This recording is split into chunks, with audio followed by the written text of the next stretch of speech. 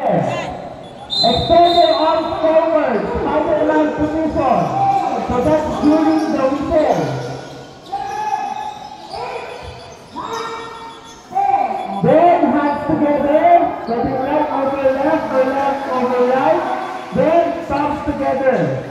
Kailangan pantayong ka.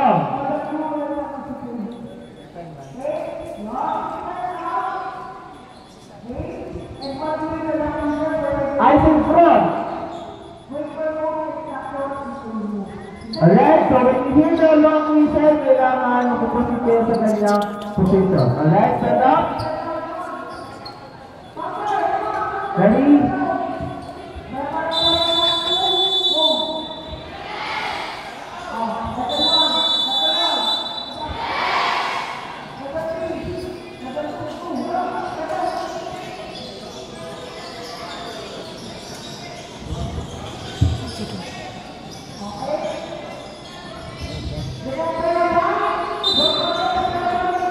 Also, here at the press center, meron din kami tinatawag na extra work.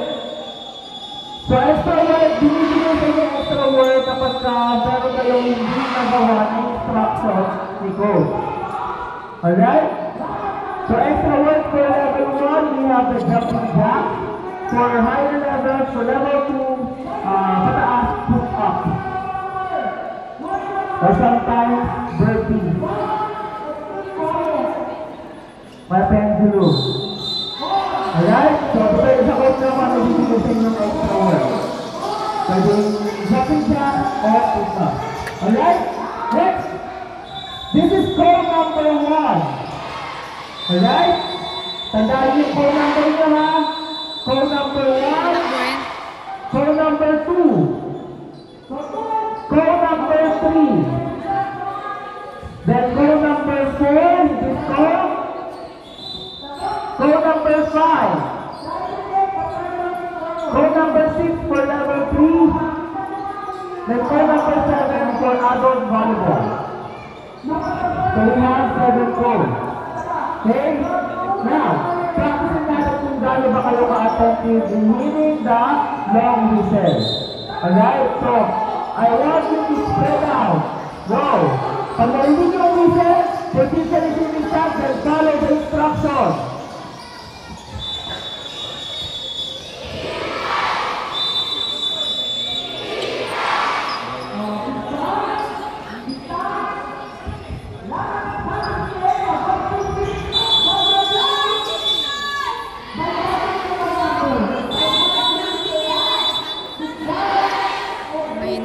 Alright, after kailangan, kung saan na natin yung whistle, doon kayo haharap.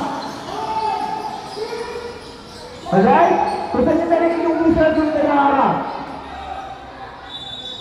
Okay, after the 2 short whistles, please proceed to your respective calls while shouting your call number. Again, after the 2 short whistles, proceed to your calls while shouting your call number. So kung call number 1 ka, after the 2 short whistles, you will run to sa call number 1, then you will shout. What? Are we clear? Are we clear? Ready? Go! 5, 4, 3, 2,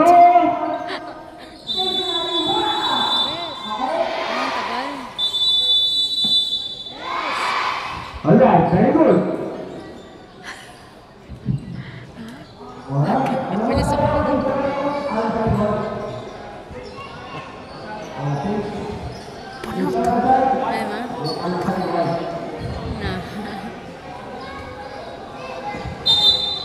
That's it. Right face, on sideward face.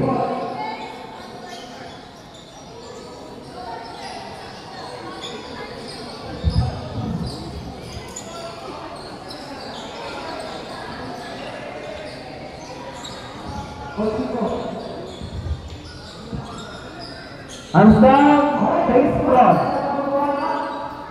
Alright, cross it position. So, magiging routine natin every Saturday. today will be the first quarters assembly. Then we have the core activation.